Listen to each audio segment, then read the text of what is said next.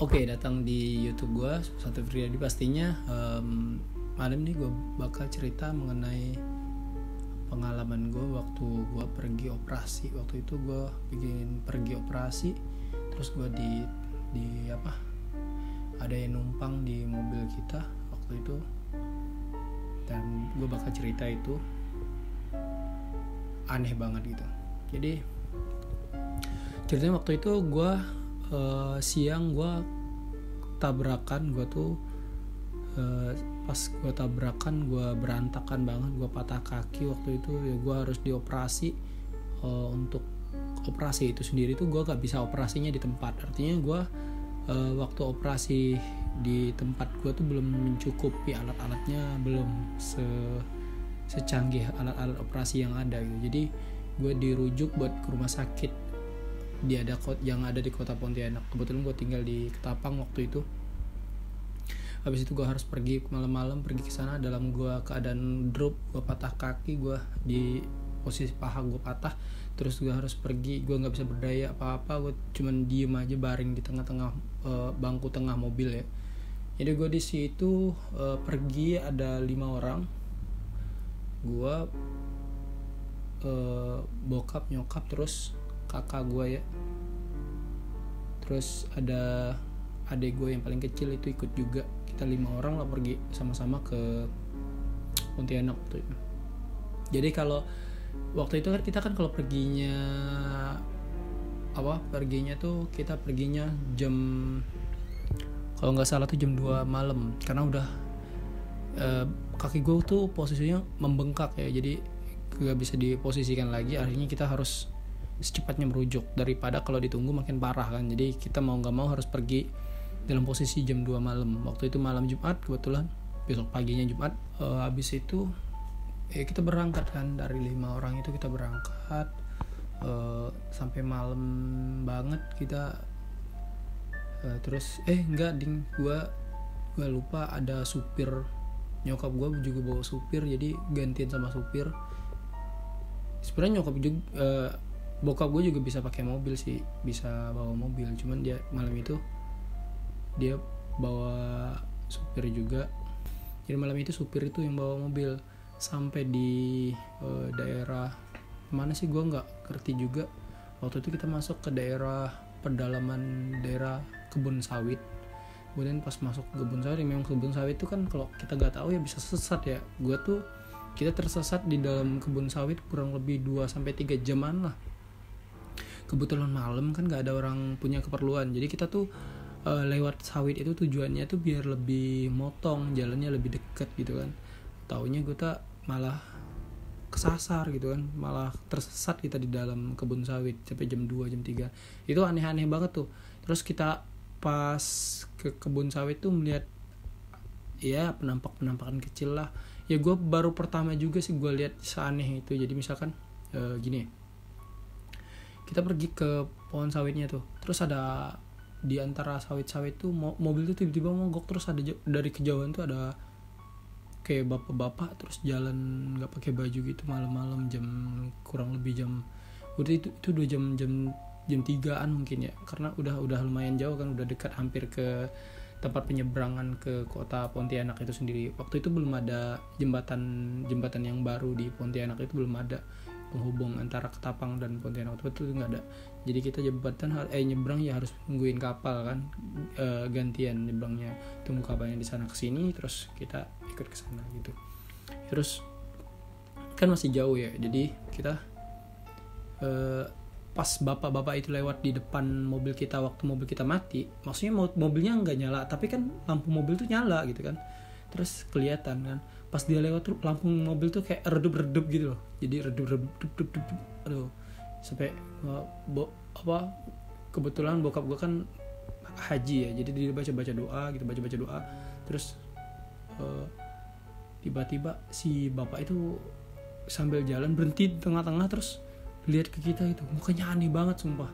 Jadi astagfirullahaladzim kata si bokap gue kan. Terus yang lain di mobil pada ketakutan nutup mata. Ya gue gak bisa nutup mata juga, tangan gue sakit, kaki gue sakit. Jadi gue lihat juga di posisi depan mobil itu sendiri.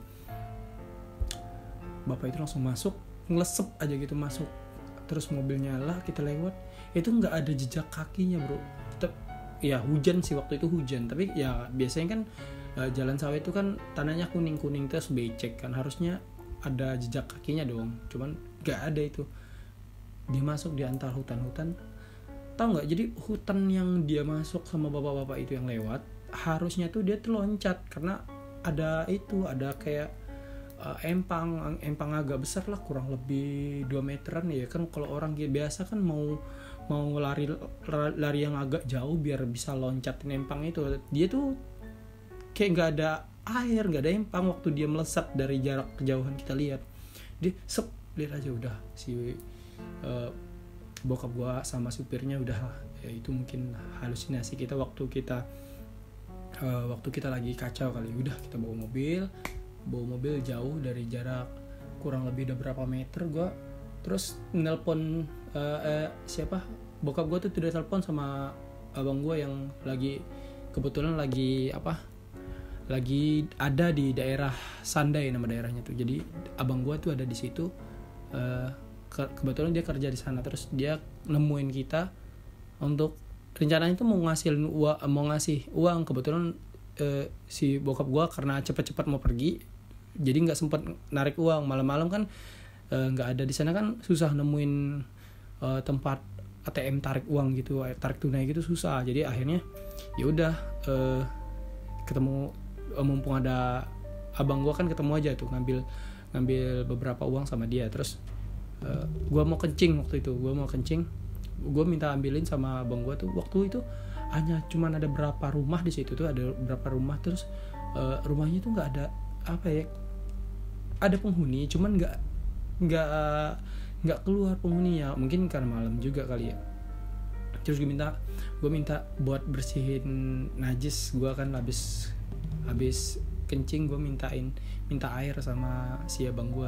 Dia pergi ngambil air dalam ember gitu. Pas gue datang ngambil air, itu ulat semua anjir di dalam ember tuh. Gue ngambil air mau bersihin si titit gue, terus di dalamnya itu air tuh yang gue tangkep itu ulat semua, tau nggak? Ulat apa sih? Ulat yang mati, yang biasanya buat bangke mati itu. Pas gue lihat di dalamnya ada bangke mati. Padahal abang gue tuh pergi pakai handphone, dia lihat udah center nggak ada apa-apa. Mungkin dia ya udah, gue pikir positive thinking aja. Tangan gue langsung bau ya, gue gak sempat pakai itu ember, langsung gue buang ya, nggak bisa gue pakai, tangan gue langsung bau. Terus si abang gue, padahal katanya dia ngomong gini kan, padahal gue tadi ngambil udah bersih loh, nggak ada apa-apanya, nggak ada kotoran, airnya bersih. Ya mungkin ya udah, kita anggap aja mereka mungkin halusinasi kali, mungkin gara-gara capek dia kerja kali ya. Ya udah, kita kebetulan itu lebat banget hujannya, sampai hujan ya. Gue nungguin hujan aja tuh di samping mobil sampai bersihin tangan gue. Habis itu kita lanjut lagi jalan, abang gue masih stay di situ ya. Kita berlima itu tetap pergi, berenam itu tetap pergi sama supir bokap gue. Kita pergi sampai daerah nggak Sandai akhir. Gue pengen kencing lagi. Udah kurang lebih jam 3:30, tapi kan daerah sana kan sepi banget ya, cuman hutan-hutan doang. Jadi gue tuh pengen berhenti buat kencing. Jadi di antara jembatan gitu gue pengen kencing. Gue dari itu gue pengen kencing, turun gue dari mobil. Ini pak mau kencing, nggak tahan lagi, di botol aja kata si bapak gue kan. Nggak ada botol lagi kata gue kan, nggak ada botol lagi, botol udah pada dibuang. Ya udah, kencing dah, turun. Kita nih buka mobil nih, langsung bau menyan anjir. Gue pas keluar itu kan mobil kita sendirian di tengah hutan, nggak ada siapa-siapa. Dan kita begonya, kita tuh nggak tahu ternyata itu ada pemakaman tua orang-orang situ, daerah Sandai itu kan sukunya Dayak. Nah ada pemakaman Dayak di situ yang baru banget. Jadi tuh di dalam hutan tuh ada di kuburan itu kan, kuburannya kayak rumah-rumah gitu kan. Terus ada orang liatin gue, anjir itu siapa anjir. Gue kencing cepet bisa-bisain cepet. Gue mulai rada takut kok, ini orang mandangin gue terus kayak gitu.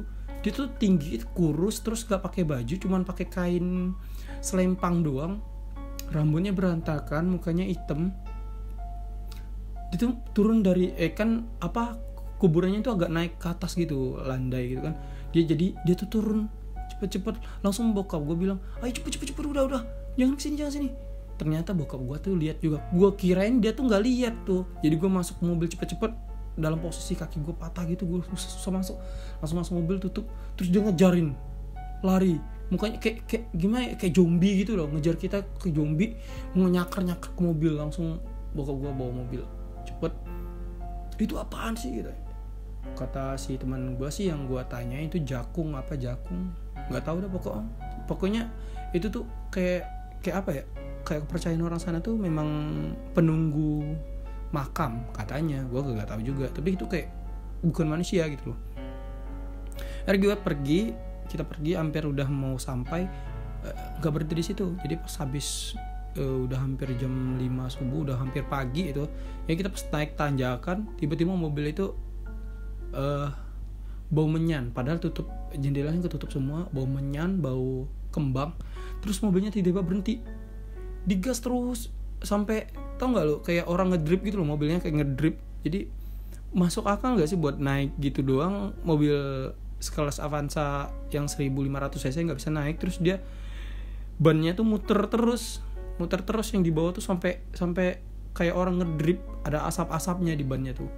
Itu gas nggak itu narik, kayak ditarik apa gitu loh. Jadi bokap gua berhenti, terus tarik rem tangan sama si supirnya, dia keluar berdua. Pas bokap gue keluar, tau nggak lo, mobilnya langsung klik gitu loh. Ternyata dari tadi tuh ada yang kayak benda, aduh gue merinding sumpah.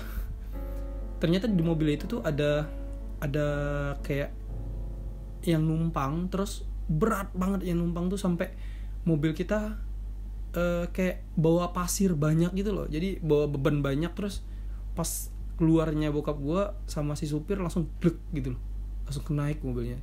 Betapa beratnya ya, setan apa itu yang ngikutin gue nggak tahu juga ya. Bokap gue sih bilang karena mungkin kita bawa orang sakit. Nah gue kan waktu itu keadaan gue hampir sadar dan nggak sadar. Artinya gue sebenarnya tuh sadar, cuman gue tuh kecapean karena mungkin patah tulang ini buat gue nggak mampu ngapa-ngapain. Kaki gue juga makin membengkak waktu itu. Jadi gue tuh hampir nggak sadarkan diri. Jadi gue denger aja, ya udah pasrah, udah mau ada apa-apaan juga bodoh dah, gue gak takut. Ya udah, gimana takut, gue mau lari juga nggak bisa apa-apa ya. Akhirnya pas bacain doa, disimbur air ke mobil, mungkin pakai air doa selamat atau gimana, gue nggak ngerti juga. Si bokap gue akhirnya kita selamat sampai ke Pontianak. Kita nggak ada gangguan lagi sampai baliknya. Gue nggak minta balik dari daerah itu lagi, gue minta pakai pesawat gue balik, walaupun dekat ya gue nggak masalah, gue nggak peduli lagi ya. Itu pengalaman kita. Mungkin dia mungkin sesuatu yang kayak gitu ya ngikutin kita ya, bener apa yang kata bokap gue ya.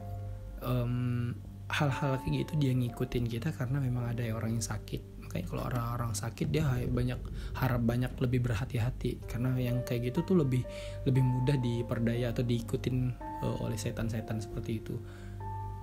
Harusnya sih gue juga baca-baca doa ya, tapi waktu itu gue juga ya gue belum hafal doa, belum bisa baca doa, belum ngerti Al-Quran gue waktu itu ya, karena memang ya itulah, jadi gue juga dijadiin sasaran. Walaupun mungkin itu aja pengalaman dari gue yang bisa gue sharing ke kalian. Mudah-mudahan lu pada bisa jadikan pelajaran bahwa kalau kita sakit, kita kemana-mana harusnya kita bersedia untuk mempersiapkan sesuatu. Ya misalkan selalu membaca doa di jalan, kita harus selalu berdoa sebelum pergi, kita siapkan segala sesuatu sebelum kita pergi. Itu aja dari gue Susanto, bye.